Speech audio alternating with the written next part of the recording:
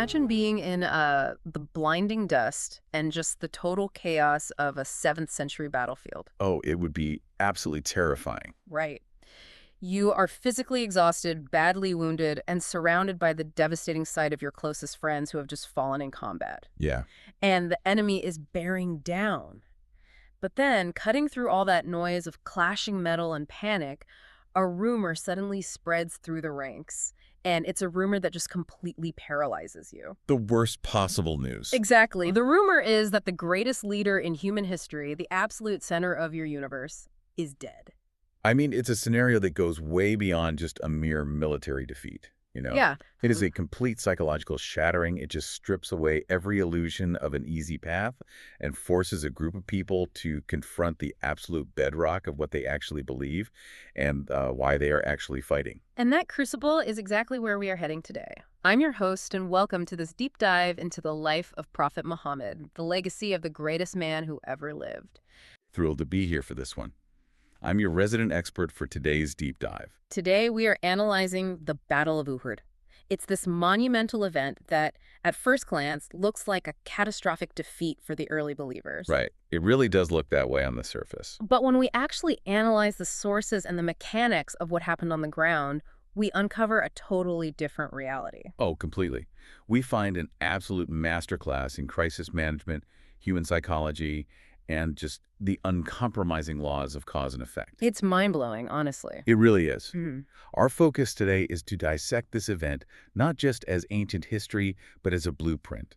We are going to look at the exact mechanisms of how a shattering loss was systematically transformed into enduring resilience. Yes, and what emotionally intelligent leadership actually looks like when literally everything is falling apart. Exactly. So to really grasp the gravity of Uhud, we have to establish the reality on the ground first. The believers in Medina were facing the Quraysh, which was this massive and fiercely motivated army from Mecca. And they were out for blood. Oh, absolutely. The Quraysh were actively seeking revenge after suffering a really embarrassing, unexpected defeat to the believers at the Battle of Badr just a year prior. Right. So the tension here is just at an absolute boiling point. Yes. But our sources make a very interesting philosophical pivot right here. They don't just recount the troop movements or the tactics, they ask us to consider the structural necessity of the setback itself. And that is a crucial starting point for us.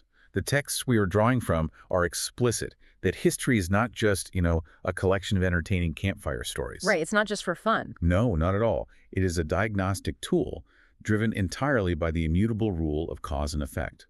Actions yield specific results. And when we look at the broader timeline, the believers were handed a very harsh reality check at Uhud. Their morale was just completely destroyed. Destroyed. Yet right in the aftermath of this, a divine message is revealed to them. It says, and this is so powerful, do not weaken and do not grieve, and you are superior if you are true believers. The timing of that is what I find so compelling. Like, that validation doesn't arrive a decade later when they're experiencing unprecedented political success. No, not at all. It drops right into the middle of their darkest afternoon. It completely detaches their intrinsic worth from their temporary worldly failure. Yes. And it establishes a fundamental pattern that the sources talk about, the alternation of days. The yin and yang of history, right? Exactly. History is framed as a cycle of varying conditions among people. Victory and defeat rotate. It is a deliberate, divine filter. It actually reminds me of the mechanics of commitment in any massive endeavor, even something as trivial as sports. Oh, like a dynasty team? Yeah, if a team wins the championship every single year without a single scratch, it eventually just becomes a gold rush. Everyone buys the jersey, everyone joins the parade. Right, the fair weather fans? Exactly.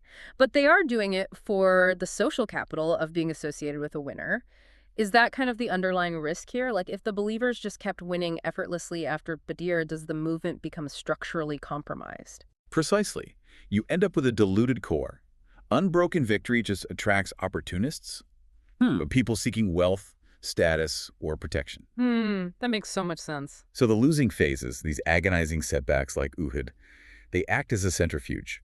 They separate the steadfast individuals from those who are really only participating for convenience. Wow. Yeah, the winning phases expand the perimeter, but the losing phases fortify the foundation. Faith, in this historical context, requires real-world steadfastness. You have to prove your conviction when the incentives are entirely stripped away. But that divine filter, the losing phase, doesn't just happen by magic. It requires a mechanism on the ground. Right, the actual cause and effect. Yeah. At Uhud, the setback was the direct result of a very specific, agonizing human error on the battlefield. It was a failure of discipline, and it was entirely rooted in human psychology. To understand it, we have to look at the tactical layout. Set the scene for us. So the Prophet stationed a specific group of 50 archers on a small hill, which we now know as Jabal al-Rumah, right on the flank of the Muslim army. And his orders were categorical and totally non-negotiable. He said, protect the rear, do not leave this position, even if you see us victorious, and even if you see us being killed. Wow, even if you see us being killed. Exactly. Stay put. But they did leave, and usually when we hear the story, it's framed as an act of pure, spontaneous greed. Like, they just saw the Quraysh dropping their armor and wealth as they retreated, and the archers just ran down to grab it. Right, that's the common perception. But the historical nuance is actually much more complicated than that, isn't it? It is entirely more complicated, and honestly, that nuance is where the real lesson lies. The archers didn't maliciously decide to commit treason. Okay. They looked down from the hill, saw the enemy fleeing, and genuinely, though incorrectly, believed the battle was definitively over. Ah. Okay. Yeah, they assumed the objective was achieved. The mistake happened in that gray area of assumed victory.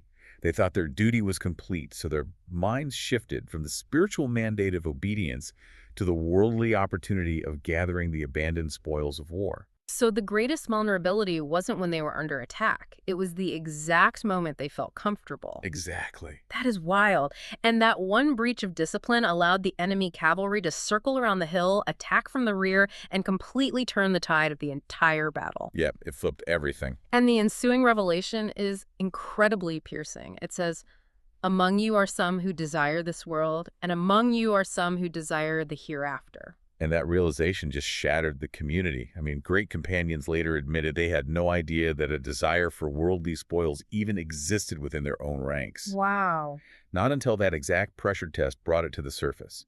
It proves that the subconscious lure of the material world can bypass even highly trained, spiritually dedicated individuals if they lose their vigilance for just a split second. And the sources draw a fascinating historical parallel here, right? To show how this exact psychological trap, being weighed down by the spoils of the world, plays out on a macro scale centuries later. They do. Yeah. And it is a breathtaking strategic comparison. Fast forward several centuries to the year 732 in Western Europe. Okay, so we're talking about the Battle of Tours. Yes, often referred to in the West as the Battle of Tours or Poitiers, but known in our sources as the Battle of Balat al-Shuhada, the Court of Martyrs. The Muslim advance, led by a highly capable commander named Abd al-Rahman, had pushed incredibly deep into the continent. Right, they were highly successful up to that point. Very successful.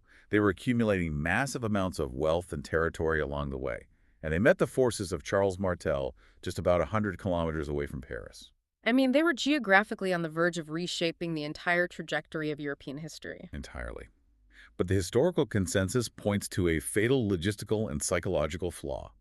The army was dragging an immense caravan of spoils from their previous victories in southern France. Oh, wow. So they literally brought the trap with them. Yeah, exactly. Tactically, it slowed their movements and limited their flexibility. But psychologically, it was devastating. Because their focus was split. Yes. The minds of the soldiers were divided. They were looking backward, anxious to protect the wealth they had already acquired, rather than looking forward with singular focus on the mission at hand. That is so deeply human. Right. And when the battle intensified and their camp containing those spoils was threatened, discipline broke. Soldiers abandoned their formations to protect their wealth.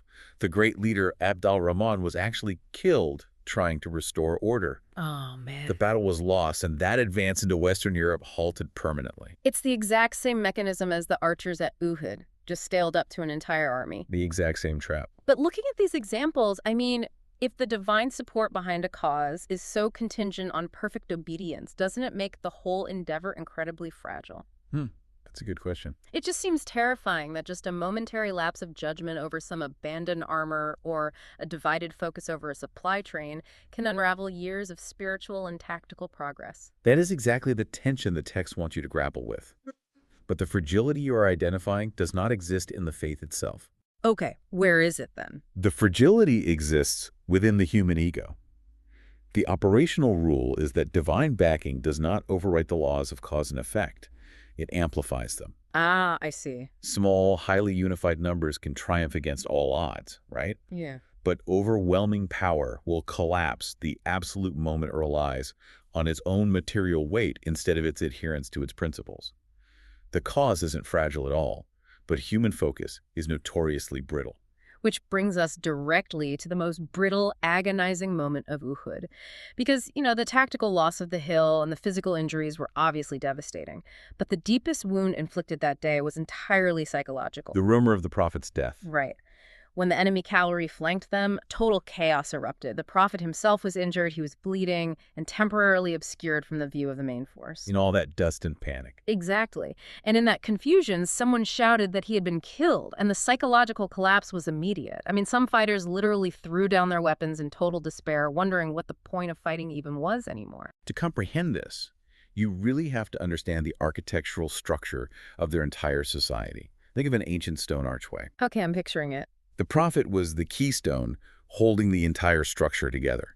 He was the commander, the spiritual conduit, the judge, and literally the most beloved friend to these people. If you violently pull that keystone out, the natural expectation is that the entire arch will immediately collapse into rubble. So when the text addresses this panic, it does so with a startling reality check. The revelation states, and this gives me chills, Muhammad is not but a messenger. Messengers before him have passed away. If he was to die or be killed, would you then turn back on your heels? It is a profound structural pivot. It's the divine instruction to rebuild the archway so that it no longer relies on a mortal keystone. Wow. The ultimate allegiance must be to the divine, to the eternal message, not to the physical presence of the messenger, no matter how revered he is. True reliance must transcend the individual. This perfectly foreshadows what happens years later when the prophet actually does pass away. Yes, absolutely. Then the community goes into shock again, but this time Abu Bakr steps forward and delivers that iconic declaration. He says, "Whoever worships Muhammad, Muhammad is dead. But whoever worships Allah, Allah is alive and never dies." That is the exact fruit of the lesson learned in the dust at Uhud. It was a brutal but entirely necessary psychological inoculation. Inoculation, yeah. The cause is bigger than any man. In fact, if you look at later Islamic history, the Caliph Umar ibn al-Khattab famously dismissed his greatest undefeated general, Khalid ibn al-Walid. Wait, really? When did he do that? Right at the peak of his military success. He did it specifically because he feared the people were beginning to attribute the victories to Khalid's tactical genius rather than to divine support. Oh my goodness. He removed the keystone on purpose to remind the people where the gravity actually comes from. Okay, look at this from a pure organizational behavior standpoint. You have the physical defeat caused by the archer's lack of discipline, right? And then the psychological near collapse caused by this personality dependency.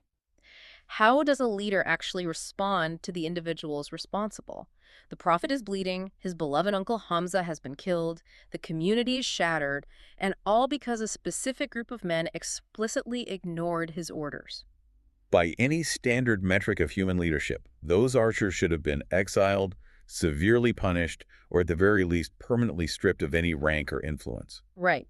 I mean, if a military commander today gave a strict directive and a unit ignored it to chase personal gain, resulting in massive casualties, that unit faces a court-martial. Without a doubt. If we look at modern corporate structures, if a team ignores the CEO and loses the company $1 billion, they are fired, blacklisted, and escorted off the premises immediately. Yet the divine instruction the prophet receives and the way he acts upon it is completely antithetical to that human instinct. Yeah. The directive is threefold. Mm-hmm.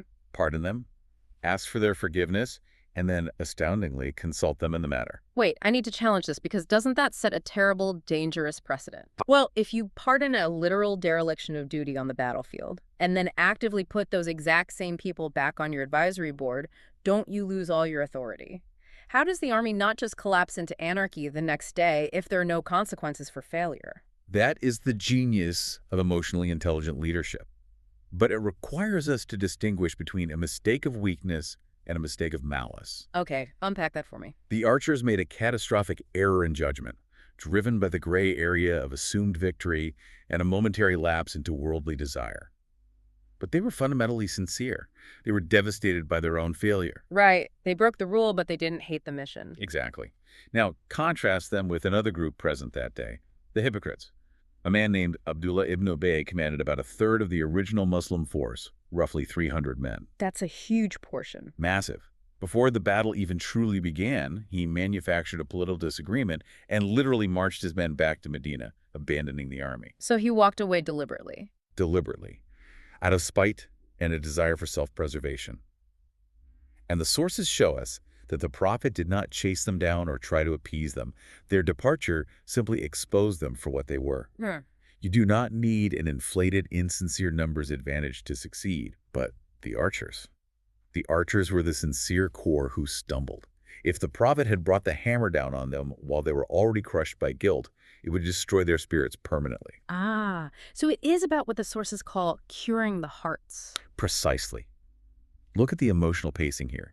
After their monumental victory at Baga the previous year, the believers were actually reprimanded. Wait, reprimanded after a victory? Yes, they were warned against arrogance and reminded that the victory was not of their own making.